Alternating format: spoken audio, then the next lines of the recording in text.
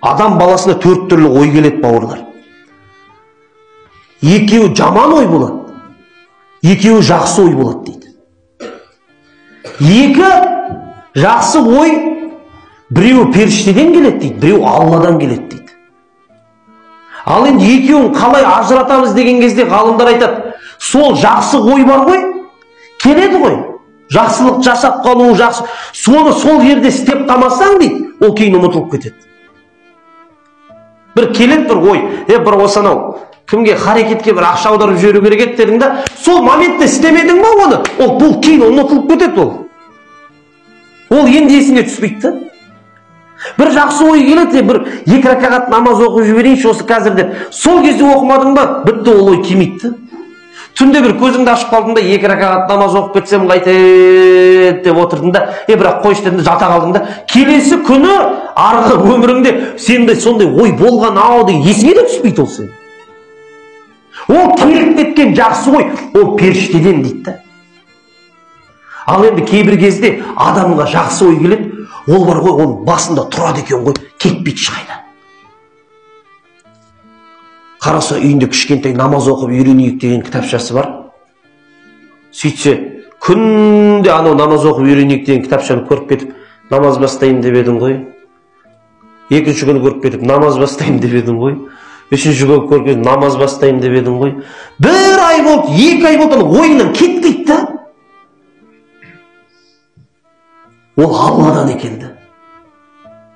Алладан келетін жақсы ой, ол сені әрдайым мазалап тұрады осылай. Сен ананы істейм деп едің ғой, мынаны жаттайым деп едің ғой, мамаңа подарок әперем деп едің ғой, әкеңе көмектесем деп едің ғой, мешітке барып келем деп едің ғой, анау имаммен сөйлесіп келем деп едің ғой, тарауық бітіп жатыр ғой, бүгін барып келем деп едің ғой, ертең қадір түні ғой, мешітке барам деп. Міне осылай мазалай береді да сені. Сол үшін біз ойлаймыз ғой, кейбір кезде мен өзім таптым деп. Негізі Құдай ғой жақсы ой жібереді да бізге. Тіпті біз дұға тілеген кезде де сол ғой. Құдай ғой біздің аузымызға салатын сол дұғаны. Сол үшін ғалымдарымыз айтады, мен Алла Тағаладан кешірім сұрап отқан адамды, я Аллахым мені кешірші деп, кешірім сұрап отқан адамды мен Алла Тағала азаптайды деп ойламаймын дейді ғалымдарымыз.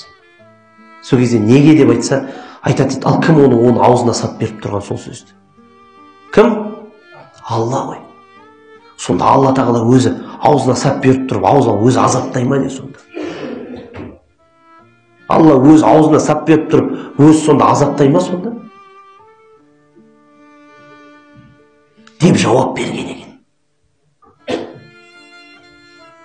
Сол үшін ол жақсы ой. Демек сен дейді Құдайға тілеп атқан кезде, я Алла Тағала маған мынаны берші деп сұрап жүрсің ба? Алла Тағала сен аузыңа салып беріп тұр, сол дұғаны сен сұрап жүрсің, демек Құдай саған оны бергісі келіп жүр дейді. Ол біз ғой сенімсізбіз да, мен дұғам қабыл бола ма, қабыл болмай ма что-то деп, өз-өзімізбен не уверен болып жүреміз да? 1-2 рет тілейсің, тастайсың да.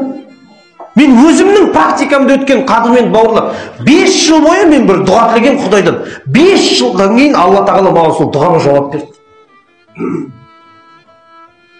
Ол жай тілек емес, мен бірақ оны сұрадым да тұрақты түрде. Мен айтпаймын не екен, бірақ мен сұрадым, Құдай маған берді.